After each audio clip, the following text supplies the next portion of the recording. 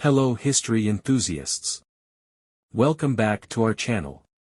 Today, we're going to dive into the fascinating story of Gideon in the Bible. Gideon was a man chosen by God to lead the Israelites in battle against their enemies, the Midianites.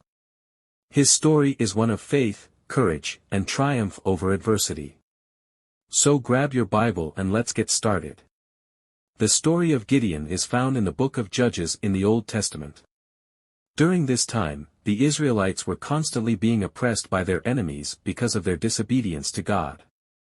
The Midianites, in particular, were a fierce and powerful enemy that had been raiding Israelite lands for years, causing great suffering and hardship. Gideon's Calling. In the midst of this turmoil, God chose Gideon, a humble farmer from the tribe of Manasseh, to lead the Israelites in battle against the Midianites. Gideon was initially hesitant and doubted his abilities, but God reassured him of his presence and power. In Judges 6 verse 12, the angel of the Lord appeared to Gideon and said, "The Lord is with you, mighty warrior." Gideon's test of faith. To confirm that God had indeed chosen him, Gideon asked for a sign. He laid out a fleece of wool on the ground and asked God to make it wet with dew while keeping the ground dry. God granted his request, but Gideon still doubted and asked for another sign. This time, he asked for the fleece to remain dry while the ground was wet. Again, God granted his request, demonstrating his patience and faithfulness to Gideon. Gideon's Army. Despite his doubts and fears, Gideon obeyed God's command to gather an army to fight against the Midianites.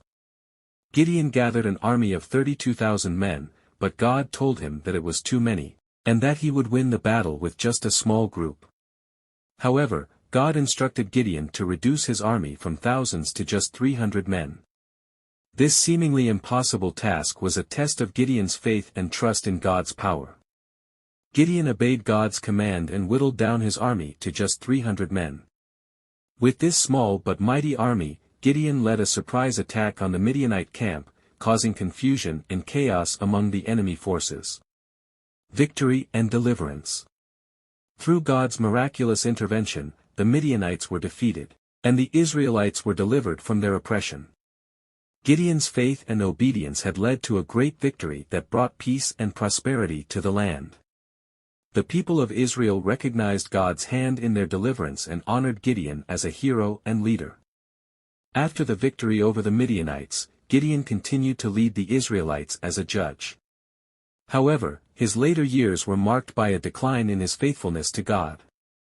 Gideon made an ephod, a sacred object used in worship, out of the gold plundered from the Midianites.